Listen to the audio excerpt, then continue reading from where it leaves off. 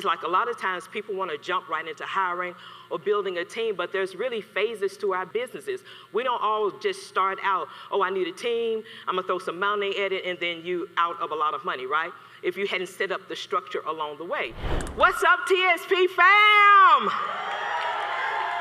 It's been a long time since I've been here, so I'm so excited, always grateful to grace this sacred stage, so I don't take it for granted. So I want to shout out Lamar and Ronnie for inviting me again to just share a few things that I know about HR and people operations for entrepreneurs and career professionals and hybrid entrepreneurs like yourself. Now, I don't have a whole lot of time because, you know, they're tight on time today. So I'm going to get kind of straight into it. But I want to find out who's in the audience. Who's in the startup phase? Who's in the growth phase? Oh, all right. Who's consider themselves to be in the expand phase? Awesome, awesome. So that means you've been in business for a while, things are going great. So I want to jump right into it because I want to be able to get to the meat of it and not belabor the time. Is that all right with you guys? All right, so let's get started. Now, they told me how to run this thing. Okay, so we're going to talk about the 3 phases of building a rock-solid cash-generating team. Who in the audience want a cash-generating team? That should be everybody's hands up, right? So we're going to talk about it. First of all, I'm going to run through this real quick because she already done read my bio, but I wanted you to know who's standing before you. This is how I got started in the hood of Memphis, Tennessee, okay? Working class family. And I came from a big family, and I put some of my favorite pictures up there. Of course, all of my pictures include my mama, all right? Rest in peace to her. And my 5th grade picture, I'm up there with the yellow circle around, around me. So a lot of nieces and nephews, brothers and sisters, and all those good things. How's it going? I've been in a few cities. This is my 4th city, and I just moved here 7 months ago. So I'm liking Atlanta. I'm liking Atlanta. So this is how it's going. I've had the opportunity to speak. Now, if you see that picture right there where I'm standing up and people's heads are, you see the back of people's heads, that was at TSP Game Plan. I think it was 75 people in the room. So I've had the opportunity to see this explode. And it's been such a joy to watch it and see what Lamar and Ronnie has done. So I've had the privilege of being up here at least 3 or 4 times. So like I said, always consider it a privilege. You already know about me. We're not gonna belabor the time. I want to go straight into the meat of things. Now, I do want to stop here because I've had the opportunity to work with some great companies. Some of these companies you're going to recognize. Their logos that are in the audience, and then some are just, you know, some of the staples that are out there that we've known for a long time. So it's always a honor to be able to share that because people don't have to, you know, contract you, hire you to do things for you, right?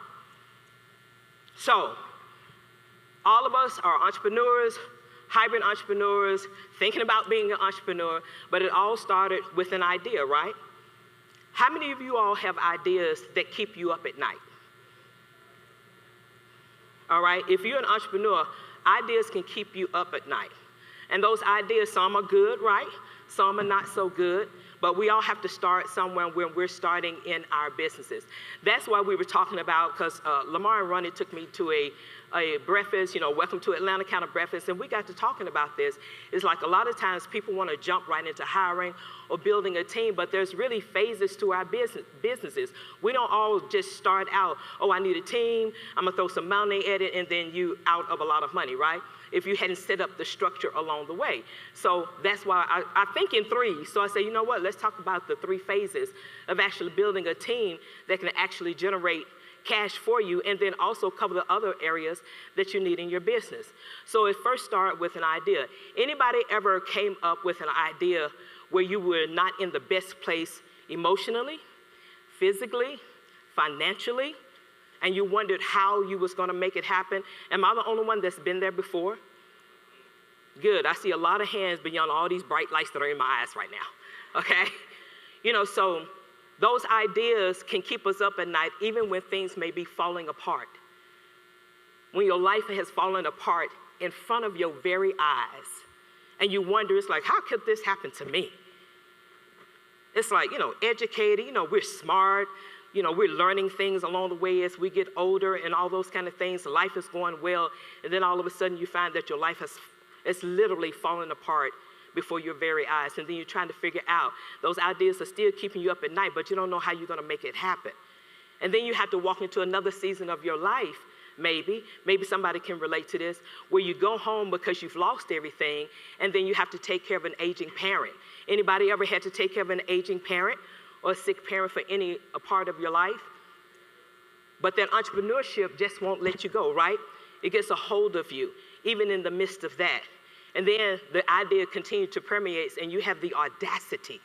You have the audacity to think that you have something in you that can not only vibrate your life, but also be able to help others with what's in your hands. Anybody had to bring the ideas and talk about what's in your hands that can help others while it's helping you?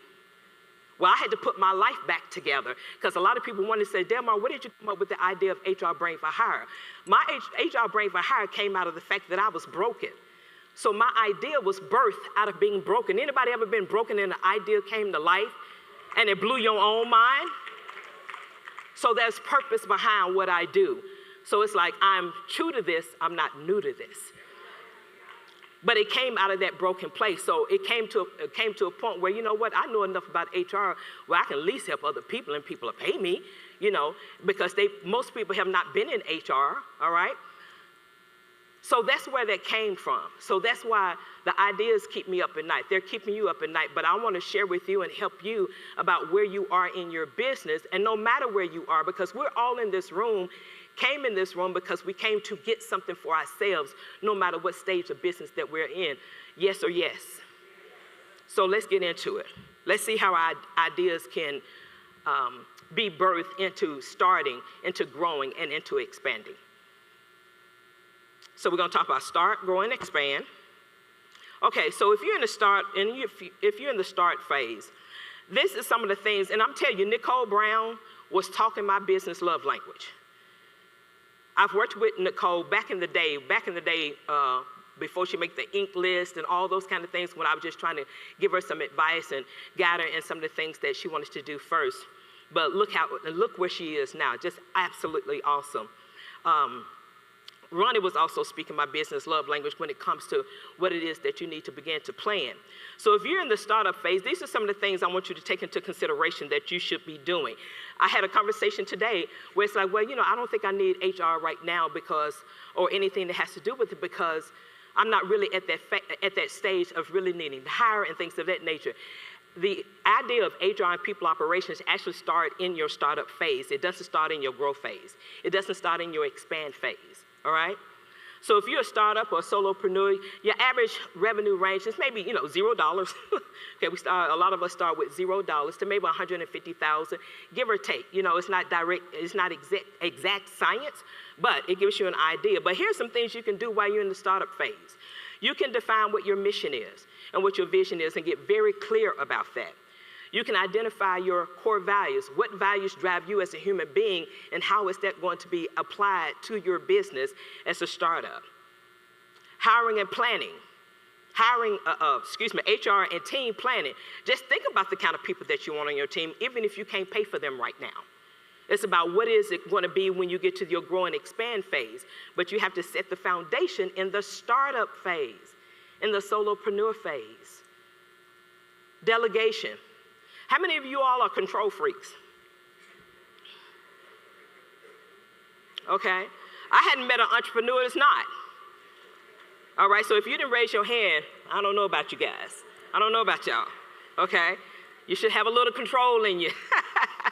But delegation, think about the things that you are going to want to delegate, or some of the things you want to delegate now, but you're not sure, who to delegate it to, or if you're going to have anybody. That's where the HR and team planning comes into play. When you understand what it is that you want to delegate, then you can begin to think about, okay, what kind of team member would help do that? Create an avatar profile.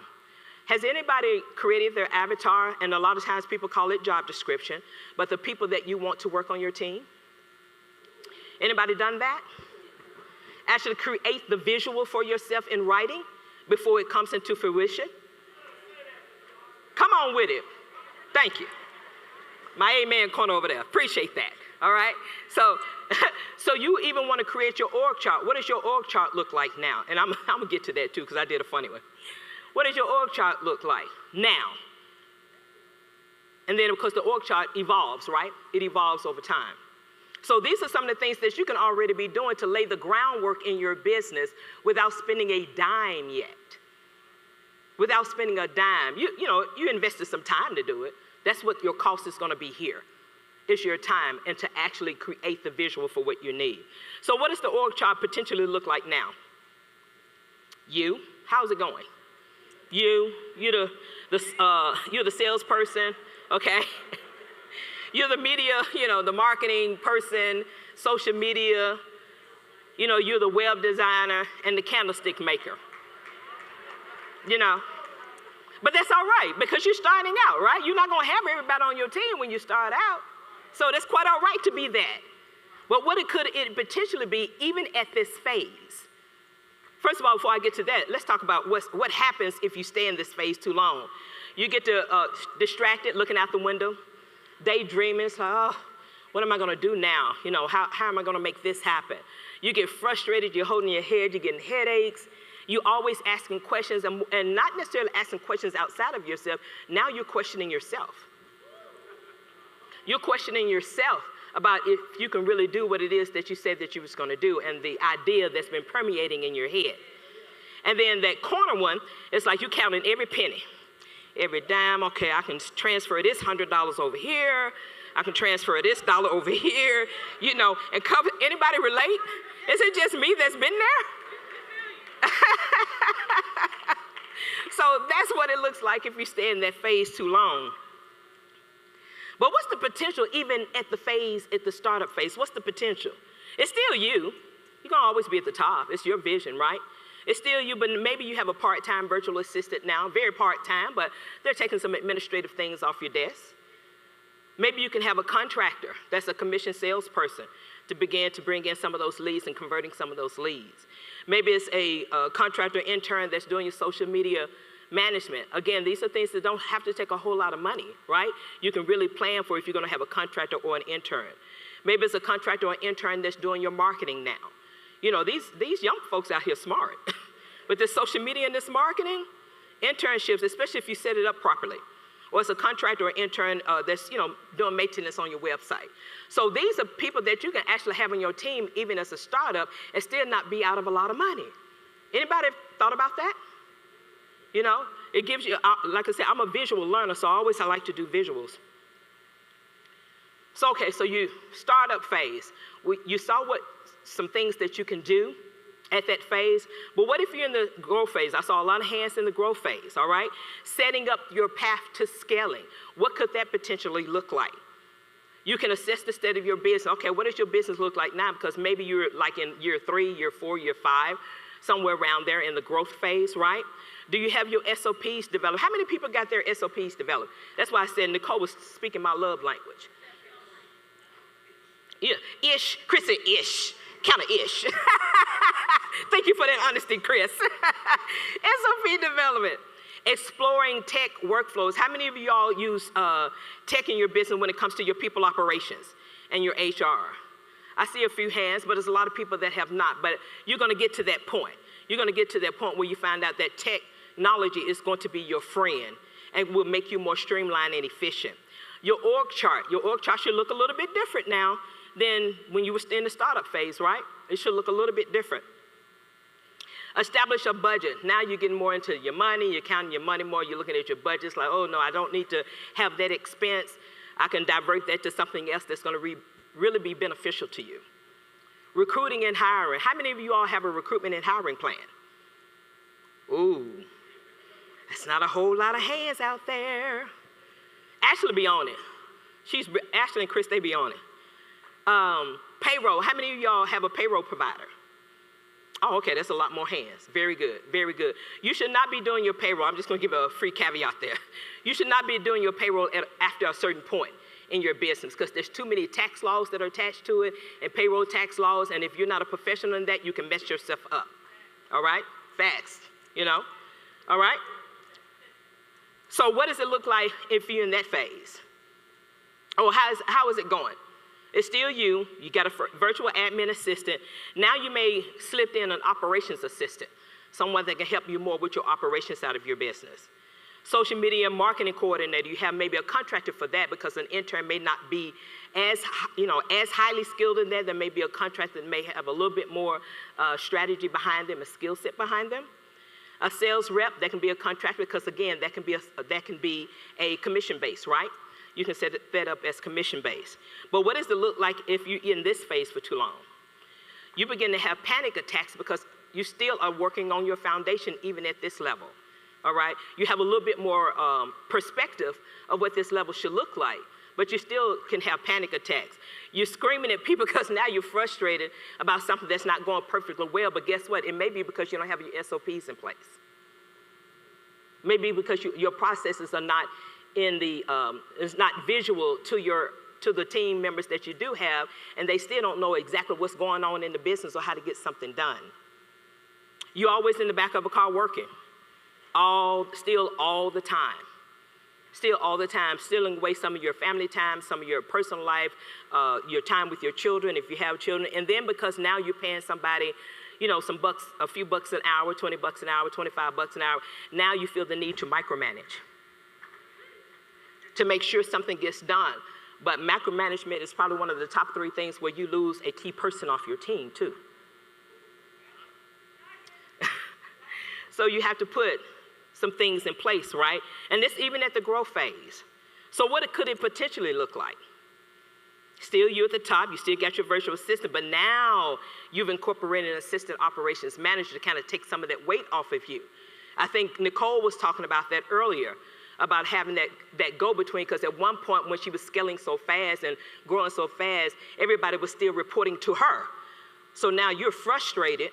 You don't want all these people reporting to you, but then you're not going to let your business fall to the side, right? But if you have an operational person, you still have the other things in place. And look, I slipped in HR.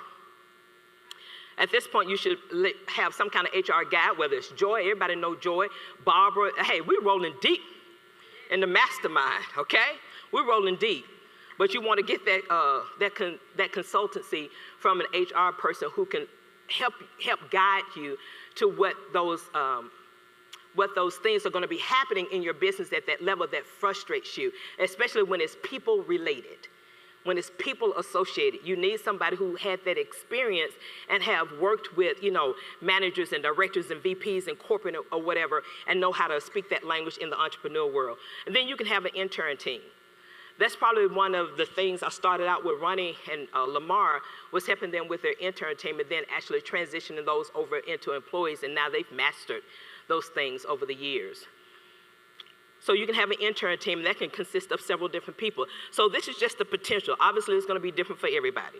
It's going to be different for everybody, but it still gives you a go-between where they report up to the operations manager, and then the operations manager give you a report. So you may just be talking to 1 or 2 instead of 6 or 7. Make sense? Who has an org chart that's maybe similar to this or even more robust than this? Audria? Yeah. Audrey said hers is trash. I don't believe that. I've been watching you for years. I don't believe that.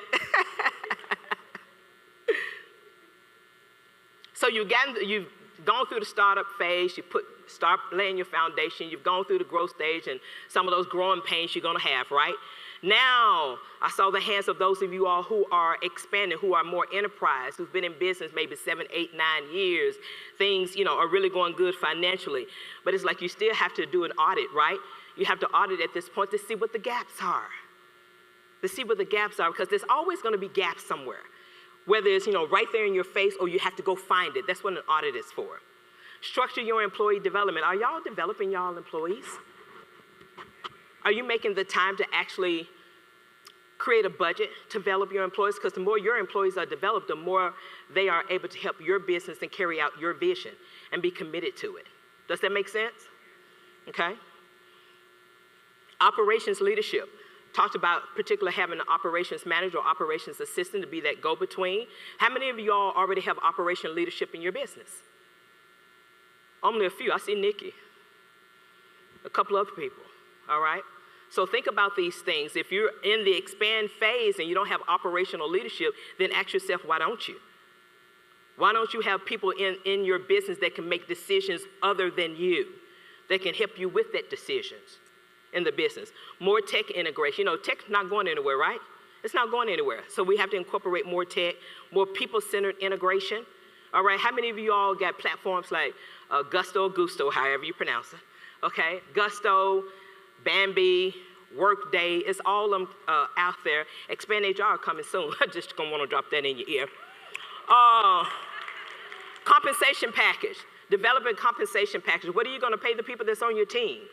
Have you developed that? Have you planned that out? Or you just throwing it up against the wall to see how much, well, I can pay them this much when they probably should be paid this much if you want them to be committed to your business, committed to the vision. So the cheaper you pay, what's the saying? You pay for what you get, or you get for what you pay, all right? Performance evaluation. How are you evaluating the performance of your team, especially if you have W-2s? How many of you all have W-2s? Okay, cool, a lot of y'all got W-2s. How many have like maybe just all contractors for right now? You just hadn't transitioned over to W-2s. Okay, you're gonna transition. Okay, it's all right to have contractors as long as you're using them like contractors and not like W-2s. That'll get you in trouble. So performance evaluation, how are you evaluating them? What are the KPIs that you're kind of tracking and measuring how they're performing? Succession planning. How many of you all are planning for your exit? It's a few people. If you're in the expand phase, that means you potentially at 750,000, maybe $1 million to 5 million, give or take. Like I said, it's not an exact science, it's just to get you to thinking. If you're in the expand phase and you don't have a succession plan in place, probably be a good time to start doing that. Because somebody eventually will need to take over for you in the everyday and day-to-day operations and things of that nature, right?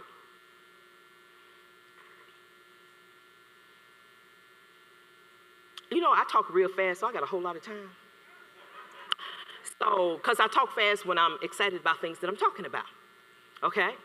Hey, virtual lounge experience. How y'all doing? How y'all doing? Okay, so how's it going with the org chart? It's still you, but now you've upgraded from a virtual assistant to an executive assistant. So now that executive assistant, as we all know, have been in corporate America, is pretty much the right-hand person to the CEO, right? They keep all the secrets. They keep all the secrets of the CEO and then actually help you and guide you in not only the administrative things, but just the logistics, getting you where you need to be, the flights you need to be on, who you need to be talking to, and things of that nature. So you've upgraded to an executive assistant, which is good because you want that skill set at that level, all right? So now you have an operations manager, you have a marketing manager, so you're no longer an assistant or intern and things of that nature there. You have more managerial people in place that can help you make decisions.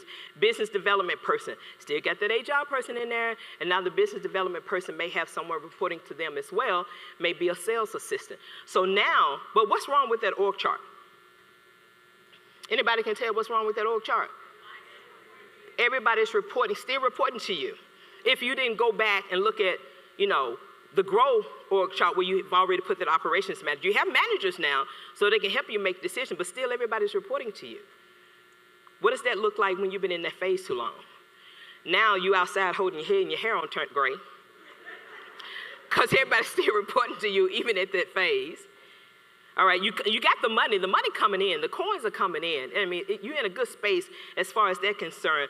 But now because those people are reporting to you and you're still putting out fires and even your employees are getting frustrated, so now they become mute and don't want to tell you too much because they think they're overwhelming you and won't get things done that they need to get done or find out the answers that they need to find out, right? And that bottom corner is like when you start off, everybody's being on the same page around the table and things of that nature, but then those other things come into play.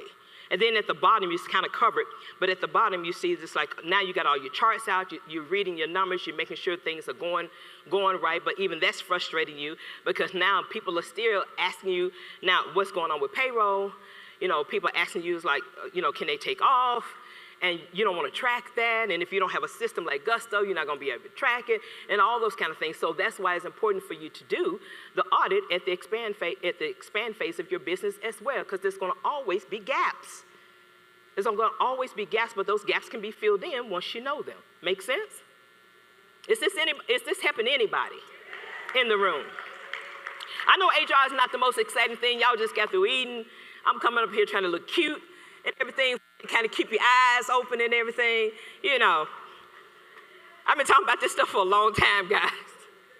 For a long time. I invited HR into my life. HR did not call me. I called it into my life when I was 17. I'm 56. Do the math. Okay? Do the math. I'm still talking about it. Because I'm committed to helping those of us who look like, who look like me, okay, who look like us, get to the point where our structure is in place. It's important. It's important, and you don't always have to have a whole bucket of money to get started. You really don't, but to have some kind of plan in place to get you started, and then you tweak it along the way, right? We tweak plans along the way. It's never perfection.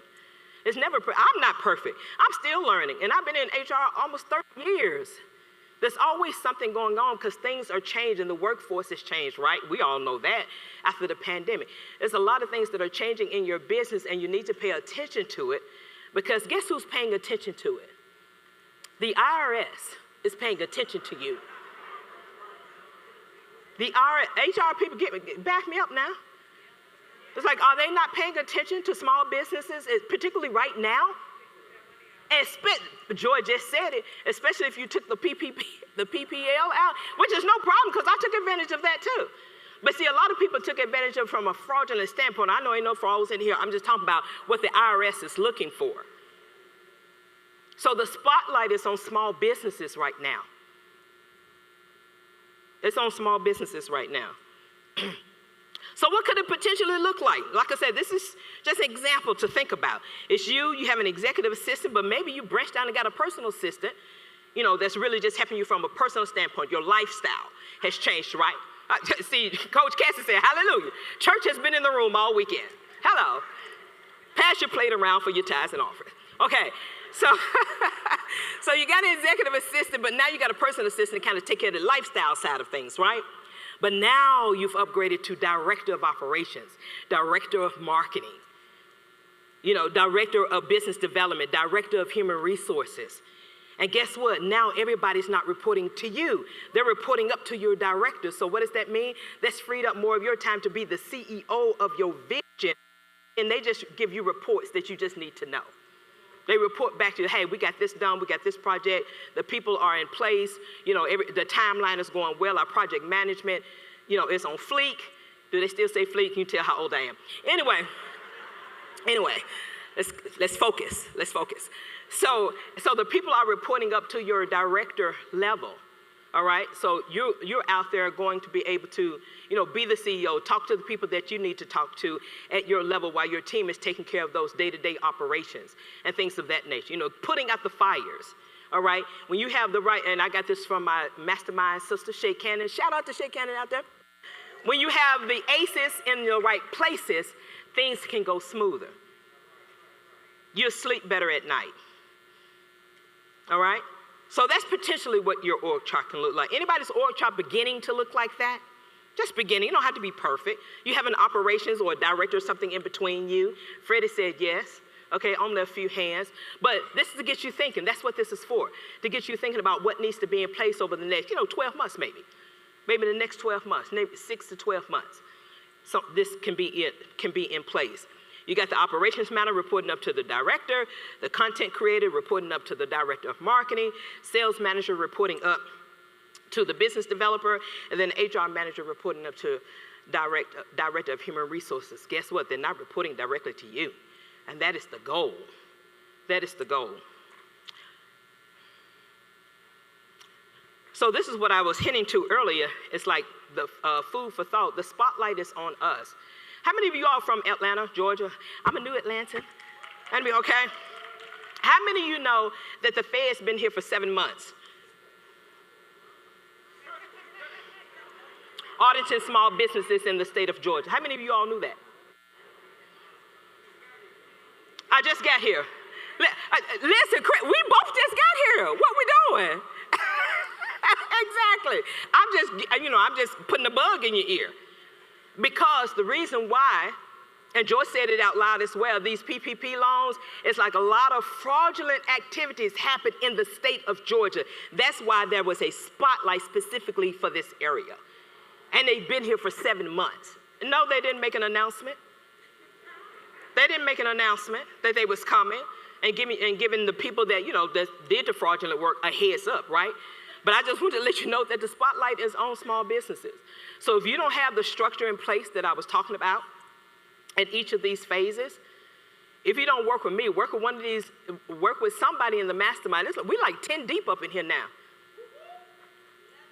Oh, we 11 deep. 11 deep, so it ain't like you can't get the answer.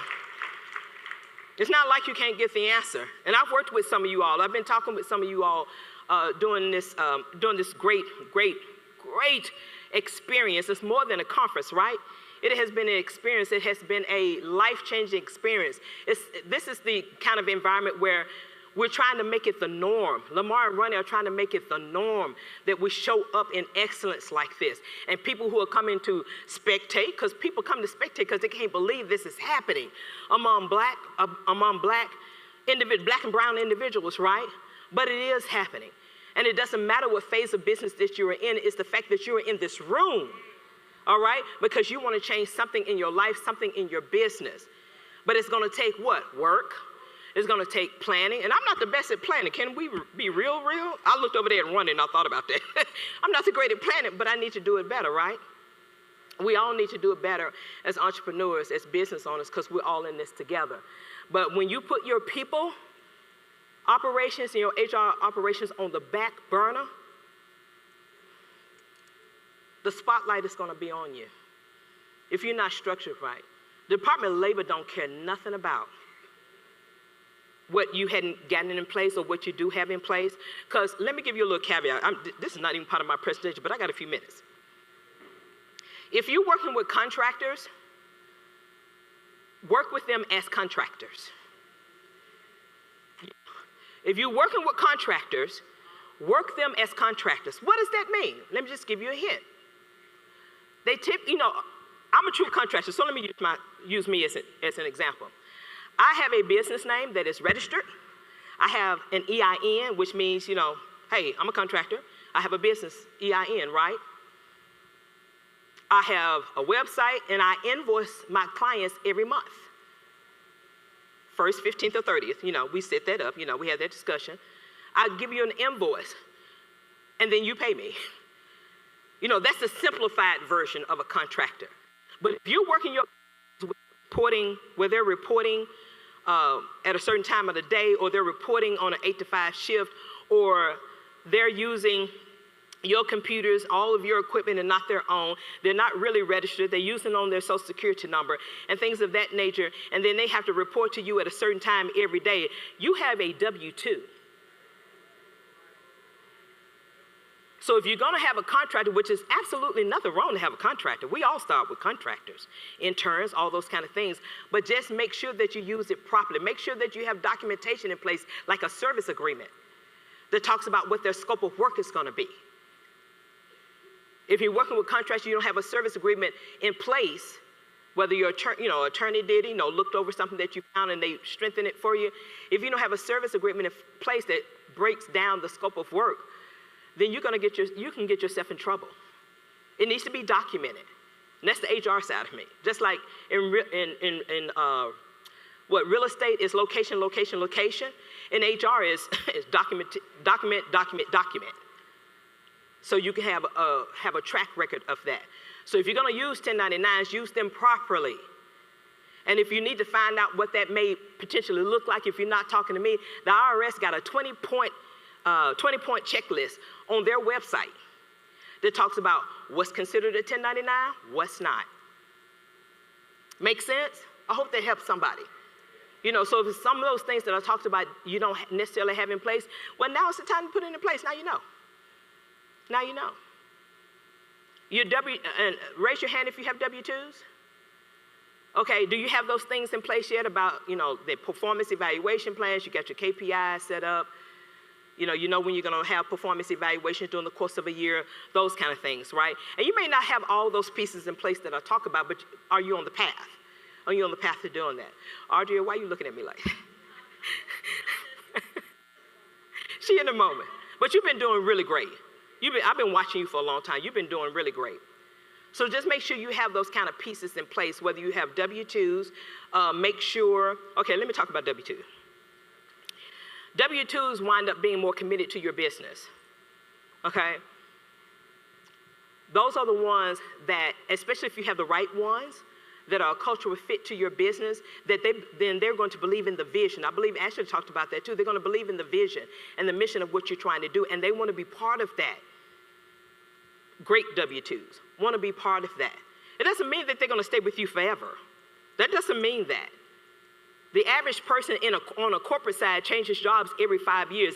It may be more than that now because the workplace market now, the employee market now is crazy. There's a lot of people out there, but they're not necessarily showing up for work. They're not necessarily showing up for the interviews that you set. I've had plenty of people ghosted me for clients I've been trying to interview and get the right people in their workplace for them, in their business. So it's crazy out there. But if you have the right things in place, you have incentives, you have the right compensation in place, that begins to incentivize them more and really incorporate them and talk to them about their why. I believe Ashley may have talked about that too. You have a meeting with them all the time about what is the why that they're there. What is the reason that the business is happening and what it is that you're, the solution that you're providing to the marketplace. Make sense? So just remember there's a spotlight on you. So, wrapping up, so we talked about the start, set the pace to build the first layer of your foundation. Your HR is in every phase of your business. I cannot emphasize that enough. You can get things done and get it visually in place without spending a dime. Growth. In your growth phase, you're nurturing your clients, right? You're setting up more systems to make you more efficient and streamlined. Growing your team, expand. Now you're really being the CEO. You're really taking ownership of that.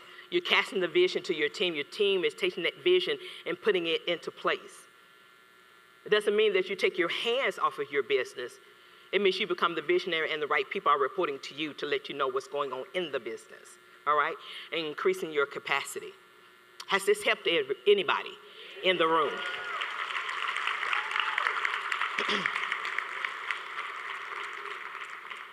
So I want you to grab this. Everybody take out their phone and grab that QR code. It's an extension of what I've been talking about today. It's an e-guide and workbook. Listen, I'm not used to QR codes, y'all, so I'm hoping it's working. But I put the Bitly link down there too, just in case it didn't work. Okay, listen, I'm a founder of a tech person, but that don't mean I know tech. Oh, I'm just saying, it's all good. But I think it worked. I was testing it out last night. But it really is a blueprint where it helps you actually sit down and map it out for yourself, to actually write it out and create that, what your business should look like at each phase of your business. So I hope you take advantage of that. I don't know if we're gonna have questions. I don't know if they cut questions out or not, because I still have like 9 minutes. Okay, I'll take a couple of questions if they allow me. Go ahead, DeJuan.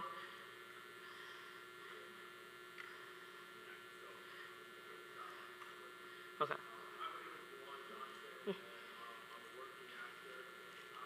Let me wait. Oh, there you go. There it is? Yeah. We'll do that again. Take two. Hi, I'm Delmar Johnson, and I am a working actor. I also help actors book off of self-tape auditions and get to their dream roles faster with a booking mindset. Thank you for today, because I know the bottleneck in my business is me with this. And we're just gonna play a little hypothetical question. Okay. Hypothetical? Okay. Hypothetically, if I had some contractors that should be employees, hypothetically. I don't know where the IRS is. Yeah. They could be in the room. Yeah. Right? Indeed. I'm just, I took them out because, the employees can also get your SEP at the end of the year. And so I was trying to keep them as contractors because of that SEP thing that I was putting in. And I just wondered, how do I know to promote them, right? I know they're doing all that thing, but I don't think I can afford them. And they didn't want to become contractors. Sorry, they didn't want to become W-2s because they make more now than they do less. And I'm just trying to think, where's that fine line? before, because also in California, we have that gig law, and we have that thing that's going on. So I'm a little bit scared because of your conversation, hypothetically, if I was. Exactly, we're gonna stay on the hypothetical. We're gonna stay on the hypothetical. Yeah, because California is its own entity. Yes, it is. Let's be very clear about that. Yes, I don't even work with people from California because I don't want to be the one that mess you up. Right. Seriously. Right. Seriously. But at some point, the contractors may need to become employees particularly if they've been with you for a long time and they already know your business and how you're working, and they don't seem to be, more involved in the business, and really just asking them, where are you? Are you wanting to stay a contractor? Going to an employee? That's the direction I'm taking my business. Okay. If it's somebody that's just been on a short-term project with you, they can stay contractors. Well, in California, wait a minute. Right. They might can stay contracted for maybe a specific amount of time. I don't think California is necessarily cutting out the opportunity to work with contractors at all, are they? It's like the law is not saying you can't work with contractors at all. It's just there's 3 points that are fine lines. Yeah. And I'm just wondering, like, what you were saying, is it if I hypothetically had a meeting at 9 a.m. they had to go to, right, or something like that, or you have to have a project. I'm just trying to really get clear on this. And this is how I usually answer that. It's like, find out what their availability is. Okay. Speaking from that language. Like, what is your availability? These are my typical work hours, and this is kind of the time frame I would like to have a meeting. Are you available for a meeting if it falls between 9 and 10 o'clock in the morning? That helps us set the tone for what we have to do as a team during the course of the week or a month or however long, you have your projects out. So when you begin to speak the language around that of what is your availability, this is the time frame I'm looking at. Are you available for that time frame? Right. And then we can get you locked in for that time frame because you've committed to that. Okay, does that make sense? It does. And we can talk some more too, Delmar, if you want to. When I get a team, we'll talk. Yeah. More. Hypothetically, IRS. Hypothetically. Over here, we got about 5 more minutes. Go ahead. Hey there, I'm Dr. Mel. I'm a licensed clinical psychologist. I have a private practice, but then I also help women and mental health clinicians pivot and chart their own path when life's templates and structures don't fit. Okay. So I'm in the grow phase, and I have a virtual assistant. Then I have a social media manager, and I don't have that in-between person, that assistant operations manager. And the reality is, right now, financially, I don't necessarily have the funds to bring on another person. But I know that there are so many tasks to be done. So my question is, what do I prioritize here, given that I don't have resources at the moment to continue to expand my team, but I definitely still have things that need to get done? Have you ever thought about setting up an internship program in your business? I have not. That is one way to do that, even if you do set it up as, well, depending on where you live. Let me caveat My that. business is in New York. Your business, New York. Well, wait a minute. Oh, don't make that face. California and New York make you nervous.